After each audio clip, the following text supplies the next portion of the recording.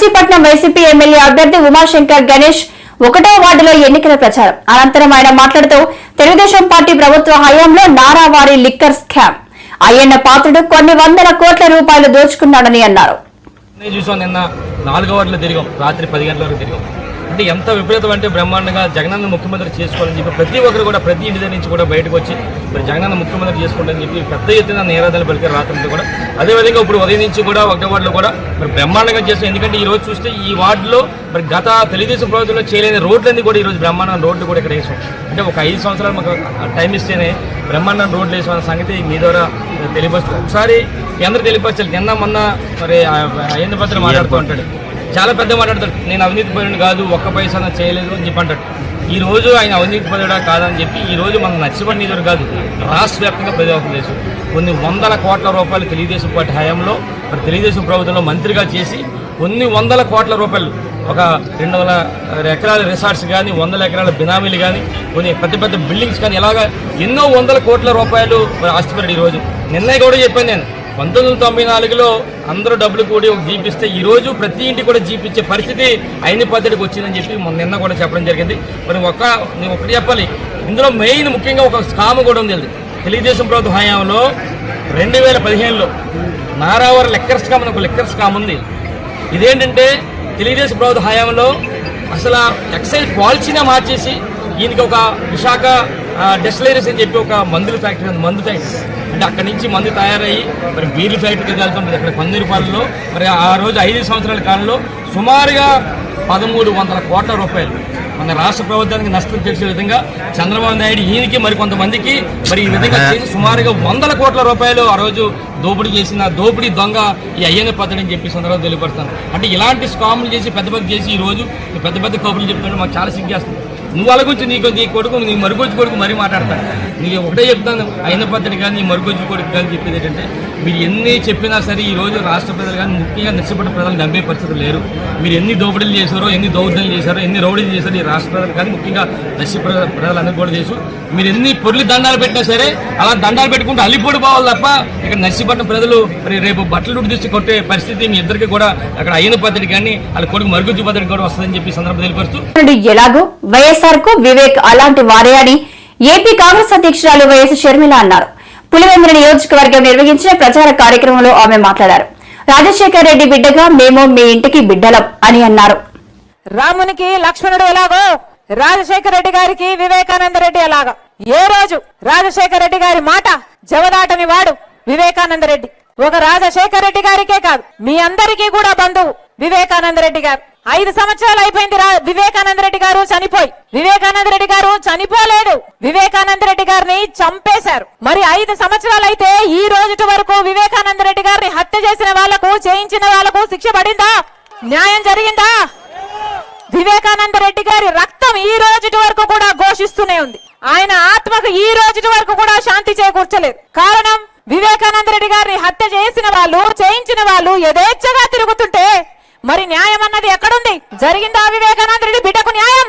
జరిగిందా వివేకానంద రెడ్డి భార్యకు న్యాయం? హత్య చేసిన వాళ్ళు ఒకరైతే హత్య చేయించిన వాళ్ళు ఎంపీ అవినాష్ రెడ్డి గారు అని సిబిఐ దోషిగా, నిందితుడిగా, అక్యూజ్డ్ గా సిబిఐ చేర్చింది. సిబిఐ సాక్ష్యాలు చూపుతుంది. గూగుల్ టేక్అవుట్, గూగుల్ మ్యాప్స్ లో హత్య చేసిన వాళ్ళు, హత్య చేయించిన వాళ్ళు అంతకు ముందు రోజు కలుసుకున్నారు, ఆ రోజు కలుసుకున్నారు అని గూగుల్ టేక్అవుట్ లో సాక్ష్యాలు చూపుతుంది. Call records, phone call records, హత్య చేసిన వాళ్ళు అవినాష్ రెడ్డి గారు వాళ్ళు వీరు మాట్లాడుకున్నారు అని సిబిఐ సాక్ష్యాలు బయట పెట్టింది. అంతేకాదు డబ్బులు కూడా లావాదేవీలు జరిగాయని, వీళ్ళు వాళ్ళకు అడ్వాన్స్ ఇచ్చారని, కాబట్టే హత్య చేశారని సిబిఐ అన్ని సాక్ష్యాలు బయట పెట్టింది. ఇన్ని సాక్ష్యాలున్నా, ఇన్ని ఆధారాలున్నా 5 సంవత్సరాలు అవుతున్నా ఈ రోజు ఆ పెద్ద మనిషి, మంచి మనిషి వివేకానంద రెడ్డి గారు, రాజశేఖర రెడ్డి గారు, ముఖ్యమంత్రి రాజశేఖర రెడ్డి గారి సొంత తమ్ముడి విషయంలోనే న్యాయం జరగలేదంటే ఎందుకు జరగలేదు? సాక్షాత్తు ముఖ్యమంత్రి గారు జగన్మోహన్ రెడ్డి గారు తన అధికారాన్ని అడ్డేసి ఈ రోజు హంతకులు, హంత చేయించిన వాళ్ళను కాపాడుతున్నారు. కాబట్టి ఈ రోజు వరకు కూడా రాజశేఖర రెడ్డి గారి తమ్ముడిని హత్య చేసిన వాళ్లకు శిక్ష పడలేదు. సొంత చిన్నానికే మీరు న్యాయం చేయకపోతే ఇక ఎవరికి న్యాయం చేస్తారు సార్ అని అడుగుతున్నాం. మీకు అధికారం ఇచ్చింది ఎందుకు? ప్రజలకు మేలు చేయాలని, ప్రత్యేక హోదా తీసుకొస్తారని, ఇరిగేషన్ ప్రాజెక్టులు పూర్తి చేస్తారని, రాజధాని కడతారని, కడప స్టీల్ ఫ్యాక్టరీ తెస్తారని ప్రజలు మిమ్మల్ని నమ్మి అధికారం ఇస్తే ఆఖరికి అధికారం అధికారాన్ని దేనికి వాడుకుంటున్నారు? ఒక హంతకుణ్ణి కాపాడడం కోసం. ఈ రోజు హంతకుణ్ణి కాపాడుకుంటున్నారు, హంతకుణ్ణి పక్కన పెట్టుకుని తిరుగుతున్నారు జగన్మోహన్ రెడ్డి గారు. ఈ రోజు వరకు ఒక్క రోజు కూడా జైల్లో గడపలేదు అవినాష్ రెడ్డి. తలెత్తుకొని యథేచ్ఛగా బయట తిరుగుతున్నాడు. కారణం ముఖ్యమంత్రి అయిన జగన్మోహన్ రెడ్డి గారే అధికారాన్ని అడ్డేసి కాపాడుతున్నాడు కాబట్టి. 5 సంవత్సరాలు అధికారంలో ఉండి శిక్ష పడకుండా కాపాడడం ఒకెత్తైతే, ఈ రోజు మళ్ళీ అదే హంతకులకి, హత్య చేపించిన వాళ్ళకి మళ్ళీ ఎంపీ టికెట్ ఇవ్వడము ఇంకొక ఎత్తు. ఒకవైపు అవినాష్ రెడ్డి ఉన్నాడు, ఇంకోవైపు రాజశేఖర్ రెడ్డి బిడ్డ ఉంది. మీకు ఎంపీగా ఎవరు కావాలో మీరే తేల్చుకోండి. ఒకవైపు న్యాయం ఉంది, ఇంకోవైపు అధికారం ఉంది. ఒకవైపు ధర్మం ఉంది, ఇంకోవైపు డబ్బు ఉంది. మీరు ఏ వైపు నిలబడతారో రాజశేఖర్ రెడ్డి బిడ్డ మీకు ఎంపీగా కావాలో లేదో మీరే నిర్ణేతలు. మధురవాడలో వైఎస్ఆర్సీపీ ఎన్నికల ప్రచార కార్యాలయం ప్రారంభించిన Uttarandhra regional coordinator Y V Subba Reddy. ఆయన మాట్లాడుతూ ఎన్నికల సమయంలో వచ్చిన నాయకుడు కావాలా లేక నిత్యం ప్రజల్లో ఉండే నాయకుడు కావాలా, ఒక్కసారి మీరే ఆలోచించుకోండి అని ప్రజలకు చెప్పారు. ఇవన్నీ అన్ని చోట్ల కూడా ముఖ్యంగా ఈ రోజున ఈ కార్యక్రమాలన్నీ ఒక సంక్షేమ కార్యక్రమాలన్నీ కూడా ఈ కార్యక్రమాలన్నీ నేరుగా ప్రధానికారికి చేరే విధంగా అందిస్తున్నటువంటి ప్రభుత్వం మనది. ఇవన్నీ కూడా దృష్టిలో పెట్టుకొని మనం అందరం కూడా మరి రేపటి ఎన్నికల్లో బలం లేనటువంటి వారు, బలహీనులు, మరి ఎన్నికలలో గెలవలేమనేటటువంటి ఒక ఈర్ష్యతో అబద్ధాలు చెప్పి అపోహాలు పెట్టి రకరకాలుగా మన ముందు రావడానికి ప్రయత్నం చేస్తారు. అటువంటి వారిని అందరినీ కూడా మనం అందరం కూడా ఈ రోజు వరకు తీసుకున్నటువంటి సంక్షేమ కార్యక్రమంతో మరలా మనందరం కూడా జగన్మోహన్ రెడ్డి గారి గెలుపుతో వారి అందరికి కూడా సమాధానం చెప్పాల్సిన అవసరం ఉన్నది అని చెప్పి మీ అందరికి కూడా విజ్ఞప్తి చేస్తున్నాను. ఒకే ఒక్క విషయం, ఈ రోజున ఏ ఒక్క నాయకుడు కానీ ఏ ఒక్క ముఖ్యమంత్రి కానీ రాజకీయాల్లో మరి నేను పేదల పక్షాన ఉన్నాను, పేదల కోసం పనిచేస్తున్నాను అని చెప్పి పేదల సంక్షేమం కోసం పనిచేస్తున్నటువంటి నాయకుడు, ఏకైక నాయకుడు జగన్మోహన్ రెడ్డి గారు అనేటువంటి విషయాన్ని ఈ సందర్భంగా మీ అందరికీ కూడా తెలియజేస్తా ఉన్నాను. దాన్ని దృష్టిలో పెట్టుకుని మనందరం కూడా రేపు వచ్చే నెల 13వ తారీఖు నాడు జరిగేటటువంటి ఎన్నికలలో 2 ఓట్లు కూడా ఫ్యాన్ గుర్తుపైన వేసి మంచి మెజారిటీతో మన అభ్యర్థుల్ని గెలిపించుకోవాల్సిన బాధ్యత మన పైన ఉన్నది అని చెప్పి ఈ సందర్భంగా తెలియజేస్తూ మనం అందరం కూడా మరి ఉత్తరాంధ్ర టైగర్, ఉత్తరాంధ్ర నాయకుడు, పెద్ద మనిషి పక్కన నిలబడ్డామని మన మాటల్లో చెప్పడం కాదు, మన వంతుగా మరి మాకందరికీ అన్నానంటే అన్న భార్య, మాకందరికీ వదిన. వదిన అంటే తల్లితో సమానమైనటువంటి వ్యక్తి. తల్లి తర్వాత తల్లి వదిన గారు అంటాం.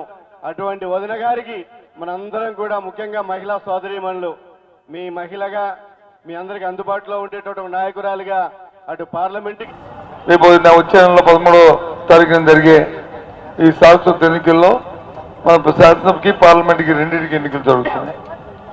శాసనసభలో మళ్ళీ జగన్మోహన్ రెడ్డి అధికారంలో రావాలి, ఆయన నాయకత్వంలో మళ్ళీ రాష్ట్రం వచ్చి ఏదైతే సంక్షేమానికి మార్పుగా ఉన్నా మరి ఆయన మళ్ళీ ఆ కార్యక్రమాలు జరగాలంటే ఆయన తప్పకుండా మళ్ళీ ముఖ్యమంత్రిగా రావాల్సిందే, వచ్చి తీరవలసిందే. కానీ దానికి మా అందరం తాలూకా మరి బాధ్యత మనందరికీ ఉంది. ఇక్కడికి వచ్చిన వాళ్ళందరూ కూడా చాలా మంది క్రియాశీల కార్యకర్తలు ఉన్నారు, చాలా మంది కార్యకర్తలు కూడా ఉన్నారు. క్రియాశీల కార్యకర్తలు అందరం కూడా మనం ఏదో ఒక రకంగా గౌరవించబడుతూ గత 5 సంవత్సరాలుగా మనందరం ఉన్నాం. కార్యకర్తలకి అండదండలుగా ఉంటూ కార్యక్రమాలు ముందు చేసుకెళ్తున్నాం. ఇక ముందు కూడా ఇంకా పెద్ద ఎత్తున మనం కార్యక్రమాలు జరగడానికి, మన గౌరవాన్ని ఇంకా ముందుగా ఇమిడి చేసుకోవడానికి మనం ఒకరికొకరు సంప్రదించుకుంటూ ఒకరిని పెంచుకుంటూ ఒకరి తాలూకా గౌరవాన్ని ఒకరు ఇచ్చుకుంటూ ముందుకెళ్ళవలసిన నేపథ్యం రేపు ఎన్నికలు జరుగుతున్న సందర్భం. ఇవాళ ఎమ్మెల్యేగా శ్రీనివాస్ గారు ఉన్నారు. మీ పెద్దలు మాట్లాడారు. ఎమ్మెల్యే గారు చేసిన గత 5 సంవత్సరాలు చేసిన కార్యక్రమాలు, గత 5 సంవత్సరాల్లో ఆయన మీతో మమేకమైన నేపథ్యాన్ని, మీ పెద్దందరితో కలిసి తిరిగిన సందర్భాలు అన్నీ కూడా మీరు ఒకసారి నెమరు వేసుకున్నారు. నేను రాకముందు నేను వచ్చిన తర్వాత కూడా పెద్ద మాట చాలా సంతోషం. ఎందుకంటే పైనగా ఇప్పుడు ఆయన తోడు ఎంపీ గారు కూడా తోడవుతున్నారు. ఎంపీ గారు కూడా ఇంతకు ముందు వచ్చి ఎంపీ గారు చేసినప్పుడు ఏదో నాది విజయనగరమే కదా, నా బొబ్బులే కదా, నాకు నా పరిధిని కాకుండా ముఖ్యంగా విశాఖపట్నానికి సంబంధించిన సమస్యల పట్ల, విశాఖపట్నంతో జరుగుతున్న తీరు పట్ల కావాల్సిన నేపథ్యంలో ఇవాళ ఏదైతే ప్రజలు మాట్లాడుతున్నాం. అది 15 సంవత్సరాల క్రితం దాన్ని ఫ్లాగ్ చేసి ఫోర్కాస్ట్ చేసి అవన్నిటిని కూడా చేయడం జరిగింది. అవన్నీ అయినా ఆ కార్యక్రమం అంతకుముందు మన ఏమంటున్నారంటే ఆయన వాలంటీర్స్ గురించి మాట్లాడుతూ ఈ 5 సంవత్సరాల కాలంలో ముందేమన్నా అంటే ఈ వాలంటీర్స్ దేనికి పనికిరారు, వీళ్ళు సజ్జలు పెట్టడానికి తప్పనిచ్చి అన్నాడు. కొన్నాళ్ళు పైన కామన్నాడు వీళ్ళు వాలంటీర్స్ అంతా దొంగలు, వీళ్ళు తీసేయాలి, వీళ్ళంతా వేస్ట్, సచివాలయ వ్యవస్థ వేస్ట్ అన్నాడు. ఇప్పుడు కొత్తగా ఏమంటున్నాడంటే ఆయనే కంప్లైంట్ ఇచ్చాడు వాలంటీర్స్ గురించి, ఇప్పించే వాలంటీర్స్ పెన్షన్లు ఇవ్వకూడదని చెప్పాడు ఆయనే. ఇప్పుడు మళ్ళీ రీసెంట్గా అది భూమిరాంగ అవ్వగానే ఆయన ఏమంటున్నాడు, నేను వస్తే 10,000 వస్తే వాలంటీర్స్ అని చెప్తున్నాడు. అంటే చంద్రబాబు నాయుడు చూసి ఓసర్లు కూడా సిగ్గుపడుతుంది. ఈ 5 సంవత్సరాల కాలంలో 5 రకాల మాటలు చెప్పాడు ఆయన. మరి ఇవాళ చంద్రబాబు నాయుడు గారు, పవన్ కళ్యాణ్ గారు, మరి మిగిలిన కూటమిలు అందరూ కూడా కలిసి వస్తున్నారు. జగన్మోహన్ గారు ఒక్క మీదే. ఈయన జగన్మోహన్ గారు చేసే తప్పేంట? వైసీపీ అభ్యర్థి వాసుపల్లికి మద్దతు ఇచ్చింది పెయిడ్ అభిమానులు. కూటమి అభ్యర్థి వంశీకృష్ణ శ్రీనివాస్ కి మహేష్ ఫ్యాన్స్ మద్దతు. మహేష్ ఫ్యాన్స్ అధ్యక్షుడు రాజశేఖర్ రెడ్డి. ఇక్కడికి విచ్చేసిన ఎలక్ట్రానిక్ మీడియా వారికి, ప్రింట్ మీడియా వారికి అందరికి కూడా ముందుగా నా ప్రత్యేకమైన హృదయపూర్వక నమస్కారాలు తెలియజేసుకుంటూ ఈరోజు ఈ పత్రికా సమావేశం యొక్క ముఖ్య ఉద్దేశం, ఎందుకంటే మేము super star Krishna and Mahesh Babu fans association సంబంధించిన సభ్యులు. మేము ఇప్పుడు మీలో కూడా కృష్ణ గారు అభిమానులు ఉంటారు, మహేష్ బాబు గారు అభిమానులు ఉంటారు. కానీ మీరు అభిమానులు అవ్వచ్చు, కానీ మేము అసోసియేషన్ వాళ్ళు. మీరు మీ వ్యక్తిగతంగా ఎవరికైనా మద్దతు పలకచ్చు. అసోసియేషన్ పరంగా మాకంటూ ఒక సిస్టమ్ ఉంటుంది. సిస్టమ్ ప్రకారం వెళ్ళాలి. ఎవరైనా పబ్లిక్లో కూడా చాలామంది మహేష్ బాబు ఫ్యాన్స్, కృష్ణ ఫ్యాన్స్ ఉంటారు. వాళ్ళు అసోసియేషన్ కాదు, వాళ్ళు ఫ్యాన్స్ అభిమానులు. అంటే హీరోకి అభిమానులు. మేము హీరోకి అభిమానంతో పాటు ఫ్యాన్స్ అసోసియేషన్ నడుస్తూ సేవా కార్యక్రమాలు చేసిన ఒక సంఘాలు మేమందరం కూర్చున్నాం. సంఘ ప్రతినిధులు మేము. ఈరోజు మాలో కొంతమంది పెయిడ్ ఆర్టిస్ట్ బ్యాచ్లు, అంటే మా సంఘంలో సభ్యులు కానివారు, మా సంఘంలో బయటకు వెలేసిన వారు, పెయిడ్ ఆర్టిస్ట్ బ్యాచ్లు కొంతమంది ఇక్కడన్న దక్షిణ నియోజకవర్గం మాజీ ఎమ్మెల్యే దగ్గరికి వెళ్ళి మామూలుగా వాళ్ళు వ్యక్తిగతంగా వెళ్తే అది తప్పు కాదు. ఎవరికి స్వేచ్ఛ ఉంది, ప్రతి ఒక్కరికి వారు ఎవరికి నచ్చిన వాళ్ళతో వాళ్ళు మద్దతు పలికే విధంగా. కానీ అసోసియేషన్ని తాకట్టు పెట్టి అసోసియేషన్ని ద్వారా మద్దతు పలుకుతున్నట్టు ప్రకటించారు. దాన్ని మేము ఖండిస్తున్నాం తీవ్రంగా. ఎందుకంటే మా అభిమానులు కూడా కొంతమంది వారికి వీరికి అభిమానించి చూపించి కృష్ణాభిమానులైన వాళ్ళు వ్యక్తిగతంగా వాళ్ళు ప్రయాణం చేసేవారు. దాన్ని మేము ఎవరు తప్పు పట్టట్లేదు. కానీ అసోసియేషన్ పరంగా అయితే మేము ఎవరికి మద్దతు పలకలేదు. మా అసోసియేషన్ సభ్యులందరూ మేము నిర్ణయించుకొని మేము రానున్న రోజుల్లో ఆల్ ఫ్యాన్స్, చిరంజీవి ఫ్యాన్స్ అవ్వచ్చు, బాలకృష్ణ గారి ఫ్యాన్స్ అవ్వచ్చు, వెంకటేష్ గారి అభిమానులు అవ్వచ్చు, అక్కినేని గారి అభిమానులు అందరూ మేము కలిసి ఒక నిర్ణయం వద్దామని చెప్పి ఈసారి, ఎందుకంటే ఈ రాష్ట్రంలోని చాలా ఈ పరిస్థితులు రాష్ట్ర పరిస్థితులు ఏ విధంగా ఉన్నాయో, ఈ రాష్ట్రంలో జరుగుతున్న పరిస్థితులు మా అందరికీ తెలిసిందే. ఈరోజు చిత్ర పరిశ్రమ ఎంత దారుణంగా దిగజారిపోయిందో, ఈరోజు చిత్ర పరిశ్రమ ఎంత హీనంగా అట్టడి కిందకి వెళ్ళిపోయిందో, చిత్ర పరిశ్రమ ఎన్ని వేల కోట్లు నష్టపోయిందో, చిత్ర పరిశ్రమ బతుకుతున్న వేలాది కార్మికులు, వేలాది నిర్మాతలు, వేలాది టెక్నీషియన్లు అందరూ ముందుకెళ్తున్న తరుణంలో ఈరోజు వాళ్ళందరూ వెనకబడిపోయారు. ఎందుకంటే చిత్ర పరిశ్రమ చాలా వెనకడికి వెళ్ళిపోయింది. ఈరోజు మేము అభిమానులుగా మేము ఒక నిర్ణయం తీసుకోవాలనుకుంటున్నాం. ఎందుకంటే ఇక్కడ మా అభిమాని అని చెప్పుకునే ఒక ఎమ్మెల్యే, దక్షిణ నియోజకవర్గం మాజీ ఎమ్మెల్యే, ఈ రోజు వరకు ఆయన 10 ఏళ్ళుగా ఈ ఒక రాజకీయ పార్టీలో ఉండి 10 ఏళ్ళుగా ఎమ్మెల్యేగా సేవలు అందిస్తూ ఆయన ఏ ఒక్క అభిమానికైనా ఈ రోజు వరకు ఒక్క అభిమాని కూడా పేద కుటుంబానికి కానీ మా అభిమానులు ఒక్క పేద కుటుంబానికి కానీ ఒక అభిమానికి కానీ ఏనాడు తోడ్పాటు అందించలేదు. ఏనాడు తోడ్పాటు అందించలేదు. ఇప్పటి వరకు అందించలేదు. రీసెంట్గా చూసుకుంటే మా కృష్ణాభిమానికి ఆయన ఒక ప్రామిస్ చేశాడు. ఆయన ఏమని, నేను విగ్రహాన్ని పెట్టించి మీకు నేను అభిమానిగా మీ అందరికీ నేను నా అభిమాని చాటుకుంటాను, మీ అభిమానికి తోడుగా ఉంటానని చెప్పి ఆయన అన్నారు. కానీ 2 సార్లు దిమ్మ, అక్కడ జోన్ 4లో 2 సార్లు దిమ్మ కట్టించి 2 సార్లు కూల్చేయడం జరిగింది. అది కూడా రీసెంట్గా ఒక 3 వారాల కిందట 4 వారాల కిందట వరకు జరిగింది. నేను అప్పటికీ మా అభిమానులకు కొంతమంది వ్యక్తులు నేను భారించాను. ఇప్పుడున్న ఎలక్షన్ టైంలో ఇన్నాళ్ళు 10 సంవత్సరాలు లేని కృష్ణ గారు చనిపోయి కనీసం దాదాపు 16-18 నెలలు అవుతుంది. 16 నెలలు అవుతుంది. ఈ 16 నెలలు ముందుగా లేనిది ఈ ఒక్క నెలలో కృష్ణ గారి మీద అభిమానం పుట్టుకొచ్చిందంటే ఒక్కసారి దాని వెనకాతల మనోభావాలు మీరు అర్థం చేసుకోండి. మా యొక్క అభిమానుల యొక్క మనోభావాలను దెబ్బతీసి, మా యొక్క అభిమానుల యొక్క ఆత్మగౌరవం దెబ్బతీసి దెమ్మ కొట్టించేస్తుంటే మనం చాలా బాధపడ్డాం. కృష్ణ గారు చనిపోయినప్పుడు ఎంత బాధపడ్డామో, ఇది ఆయన కోసం కట్టుతున్న విగ్రహం కోసం దెమ్మని కూల్చేస్తుంటే దానికన్నా రెట్టింపు బాధపడ్డాం తీసుకోవాలనుకుంటున్నాం. ఎందుకంటే Visakhapatnam Mahesh Babu fans association city wear నుంచి మధ్య రాజశేఖర్ రెడ్డి ప్రెసిడెంట్ని మాట్లాడుతున్నాను. అలాగే మా కమిటీకి చెందిన వైస్ ప్రెసిడెంట్ మన్యాల వాసు గారు, అలాగే సెక్రటరీ కృష్ణ గారు, మొత్తం అసోసియేషన్ సభ్యులంతా ఇప్పుడు ఈ స్టేజ్ మీదకి రావాల్సిన పరిస్థితి తెప్పించిన వ్యక్తుల గురించి మాట్లాడడానికి వచ్చాం. గత 14 నెలలుగా జరుగుతున్న కృష్ణ గారు చనిపోయి 18 నెలలు అవుతున్నా సరే విగ్రహం పెట్టడానికి ముందుకు రాని వ్యక్తులు ఈరోజు విశాఖ సిటీ వైడ్ ఫ్యాన్స్ అని చెప్పుకుంటూ గత ఎమ్మెల్యేగా మహేష్ కృష్ణ గారి వీరాభిమానిగా చెప్పుకుంటున్న ఎమ్మెల్యే గారికి మద్దతు పలుకుతున్న వ్యక్తుల గురించి మాట్లాడడానికి వచ్చాం.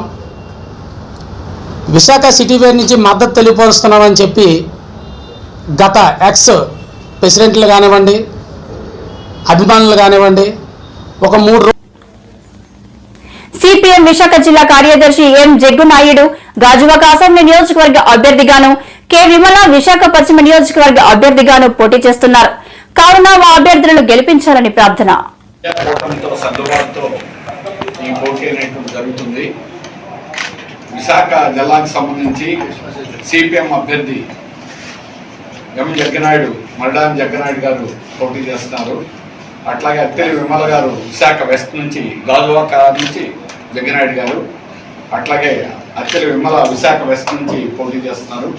వీరిద్దరూ వామపక్ష అభ్యర్థులుగా పరిచయం చేయడానికి ప్రెస్ మీట్ ఏర్పాటు చేయడం జరిగింది. వీరిద్దరూ ప్రజా సేవలో వారి జీవితాన్ని అంకితం చేసినటువంటి కార్యకర్తలు. జగ్గనాయుడు గారు ఆంధ్ర స్టీల్ కార్మికుడిగా పనిచేసేవారు. ఆంధ్ర స్టీల్ యజమానితో పోట్లాడడం అంటే ఆ రోజు విశాఖలోనే పెద్ద చరిత్ర. భద్రం గారు అధ్యక్షులుగా ఉండి పెద్ద పోరాటం జరిగింది. తర్వాత కాలంలో జగ్గనాయుడు గారు ఆంధ్ర స్టీల్లో పనిచేస్తూ అక్కడ కార్మిక నాయకులుగా వచ్చి జీవితం అంతా అప్పటి నుంచి కూడా పూర్తికాలం కార్యకర్తగా పనిచేస్తున్నారు. అత్తెలి విమల గారి గురించి మీ అందరికీ కూడా తెలుసు. ఆమె మహిళా సంఘం రాష్ట్ర ఉద్యమంలో ఒక ముఖ్య నాయకులుగా ఉంటూ విశాఖ జిల్లా ఎక్కడ ప్రజా ఉద్యమాలు జరిగినా, కార్యక్రమాలు జరిగినా ప్రజా సమస్యల మీద నిరంతరం పోట్లాడుతున్నటువంటి కార్యకర్త, నాయకురాలు విమల గారు. ఆ రకంగా సిపిఎం తరఫున అత్తెలి విమల గారు, సిపిఎం తరఫున ఎం జగ్గనాయుడు గారు, 2 వామపక్షాలు ఇక్కడ పోటీ చేస్తున్నాయి. అయితే వామపక్షాలకు మీకు ఎన్ని ఓట్లు వస్తాయి, ఎన్ని సీట్లు వస్తాయి అని మామూలుగా మీడియా చెప్తున్నారు. మేము ఈరోజు ఆంధ్ర రాష్ట్రంలో ఒక ఎజెండాని క్రియేట్ చేయగలిగాం. మిగిలినటువంటి ఏ పార్టీ కూడా వారికి ఒక ఎజెండా లేదు. బీజేపీని బలపరిచేటువంటి ఏకైక ఎజెండా ఇక్కడ పోటీ చేసేటువంటి ప్రధాన పార్టీలు తెలుగుదేశం కూటమి కానీ, వైఎస్ఆర్ పార్టీ కానీ, వారి ఎజెండా ఏమిటంటే బీజేపీని సపోర్ట్ చేయడం, బీజేపీకి అక్కడ ఓటేయడం, బీజేపీ చెప్పిందల్లా వినడం. కానీ మేము ఆంధ్ర రాష్ట్రానికి ఒక ఎజెండా వామపక్షాలు సెట్ చేయడం అనేటువంటి జరుగుతుంది. ప్రత్యేక హోదా కావాలనేది మా ఎజెండా. పోలవరం ప్రాజెక్టు, దాని నిర్వాసితులకు న్యాయం జరగాలనేది. అన్నింటికంటే విశాఖ స్టీల్ ప్లాంట్, విశాఖ జిల్లా ఎజెండాలో నంబర్ 1 విశాఖ స్టీల్ ప్లాంట్ని ప్రభుత్వ రంగంలోనే కాపాడుకోవడం. వామపక్షాలు పుట్టిన దగ్గర నుంచి జాతీయకరణ కోసం పోట్లాడి జాతీయకరణ జరిగాయి. ఈ విశాఖలో ఆర్టీసీ బస్సులు జాతీయం జరగడానికి, సిటీ సర్వీస్ జాతీయం జరగడానికి మేము విద్యార్థులుగా ఉన్నప్పుడు పోట్లాడి జాతీయం చేయించాం. జాతీయం అనేటువంటిది, ప్రభుత్వ రంగం అభివృద్ధి అనేది వామపక్షాల ప్రధానమైన ఎజెండా. అందువలనే దేశం ఆర్థిక అభివృద్ధి కావడంలో కీలకమైన పాత్ర. విశాఖ జిల్లా అభివృద్ధి కావడానికి, ఉత్తరాంధ్ర కావడానికి ప్రధానమైనటువంటి పాత్ర వహించినటువంటి వామపక్షాల యొక్క జాతీయకరణ విధానం అనేటువంటిది, పబ్లిక్ సెక్టార్ అనేది. పబ్లిక్ సెక్టార్ వల్లనే ఆనాడు మొదటి ప్రారంభం పోర్టు దగ్గర నుంచి ప్రారంభిస్తే, అలాగే లేటెస్ట్ అంటే 90 నాటికి 40 దశకంలో పోర్టు ప్రారంభమైతే మధ్యలో వచ్చినటువంటి షిప్ యార్డ్ కానీ, హిందుస్థాన్ జింక్ కానీ, హిందుస్థాన్ పెట్రోలియం కానీ, ఎన్టీపీసీ కానీ, ఇవన్నీ ఉమ్మడి జిల్లా దగ్గర నుంచి చివరికి ప్రధానమైనటువంటి విశాఖ స్టీల్ ఈరోజు ఉత్తరాంధ్రకి ఉపాధి చూపించడం కానీ, అభివృద్ధి సాధించడం కానీ, కేంద్రానికి 58,000 కోట్ల రూపాయలు కేంద్రానికి పన్నులు, డివిడెండ్ రూపాయలు చెల్లించినటువంటి ఏకైక సంస్థ విశాఖ స్టీల్. అందుకని దీన్ని దుర్మార్గంగా ప్రైవేటీకరణ చేయాలని, పోస్కో దక్షిణ కొరియాకి అమ్మాలని 4 ఏళ్ల నుంచి బీజేపీ ప్రభుత్వం ప్రయత్నం చేస్తుంది. దాన్ని ఓడించగలిగాం. బీజేపీ చేసినటువంటి నిర్ణయాన్ని స్ట్రాటజిక్ సేల్ 100% అమ్ముతామనేటువంటి నిర్ణయాన్ని తిప్పికొట్టగలిగాం. దీంట్లో వామపక్షాల పాత్ర కీలకమైంది. అందువల్ల 1% కూడా నేటికి కూడా వాటాలు అమ్మడం అనేటువంటి జరిగినటువంటి ఏకైక భారీ పరిశ్రమ విశాఖ స్టీల్ ప్లాంట్. సేలంతో సహా బిలాయ్, బొకారో అన్నీ ఉన్నటువంటి 11 పబ్లిక్ రంగం ఉన్నటువంటి స్టీల్ అథారిటీ ఆఫ్ ఇండియా కూడా 35% వాటాలు అమ్మింది. కానీ విశాఖ స్టీల్ 1% వాటా కూడా అమ్మకుండా కాపాడుకోవడం అనేది వామపక్షాల యొక్క పోరాటం వల్ల, వామపక్షాల యొక్క నాయకత్వం వల్ల, వామపక్షాల యొక్క విధానం వల్ల ఈరోజు నిలబడింది.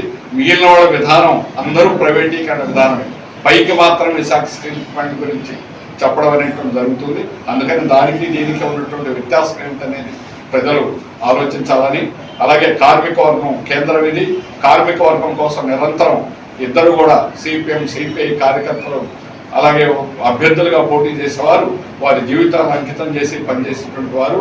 అందువల్లనే కార్మికుల యొక్క అభివృద్ధి స్థాయిలో ఉన్నదంటే ప్రధానమైన కారణం ఇక్కడ ఉన్నటువంటి ట్రేడ్ యూనియన్లు, కార్మిక సంఘాల్లో వీరిద్దరికీ కూడా కీలకమైనటువంటి పాత్ర ఉంది. అందుకని ఈరోజు కార్మికుల యొక్క శ్రేయస్సు ఉంది. ఈజ్ ఆఫ్ డూయింగ్ బిజినెస్ పేరుతో చంద్రబాబు నాయుడు ప్రారంభించారు. దాన్ని అదే విధానాన్ని వైఎస్ జగన్ ఈరోజు అమలు చేస్తున్నారు. ఏమిటి విధానం అంటే కార్పొరేట్ అనుకూల విధానం. విద్యుత్ వ్యతిరేక, ప్రైవేటీకరణ వ్యతిరేక పోరాటంలో వామపక్షాలు మీరు నాపై ఉంచిన నమ్మకాన్ని నిలబెడతానని, ప్రజలకి సేవ చేస్తూ అందుబాటులో ఉంటాను అని, మన విశాఖ ఉత్తర నియోజకవర్గాన్ని మరింతగా అభివృద్ధి చేసి చూపిస్తాను అని కేకే రాజు అన్నారు. కలిసి గడప గడపకే మన ప్రభుత్వ కార్యక్రమం ద్వారా ఈ నియోజకవర్గంలో ఉన్న ప్రతి తలుపు తట్టే, ప్రతి గడప తొక్కాం. జగన్మోహన్ రెడ్డి గారు కులాలకి, మతాలకి, పార్టీలకు అతీతంగా అర్హత ఉన్న చిట్ట చివరి లబ్ధిదారు వరకు కూడా ఏ విధంగా సంక్షేమాన్ని అందించారో ప్రజలకు తెలియజేశాం. చేయబోయేది కూడా మనం చెప్పాం. ఈరోజు ఆ చెప్పే కార్యక్రమంలో పేదరిక నిర్మూలన కోసం కులాల మధ్య, మతాల మధ్య తారతమ్యాల్లోని పారదోలేది ఒక విద్య మాత్రమే. విద్య ద్వారా మాత్రమే సమానత్వాన్ని, ఈక్వాలిటీ తీసుకురాగలుగుతామని ఈ దేశంలో గ్రహించి అమలు చేసిన ఏకైక నాయకుడు ఒక వైఎస్ జగన్మోహన్ రెడ్డి గారు మాత్రమే. విద్య మాత్రమే మనకు గౌరవాన్ని తీసుకొస్తుంది, విద్య మాత్రమే మనకు వెలుగును తీసుకొస్తుంది అని ఈరోజు గాడిద పీడిత ప్రధానికాన్ని అన్ని రంగాల్లోని కూడా ప్రగతి పదంలో పయనించి అభ్యున్నతి సాధించిన ఏకైక నాయకుడు ఒక వైఎస్ జగన్మోహన్ రెడ్డి గారు మాత్రమే. రెండోది, ఈ రాష్ట్రంలో నివసించే ప్రతి ఒక్కరికి కూడా ఆరోగ్య భద్రత కల్పించాల్సిన అవసరం ఉంది.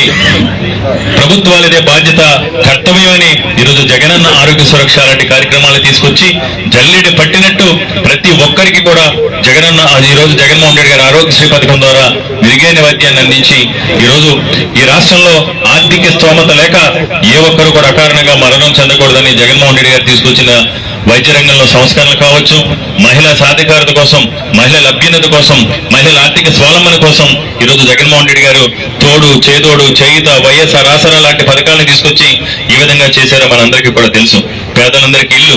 ఈరోజు పారిశ్రామిక రంగంలో ఈరోజు ఉత్తరాంధ్ర ప్రాంతం వెనకబడి ఉందంటే దానికి కారణం కేవలం చంద్రబాబు నాయుడు మాత్రమే.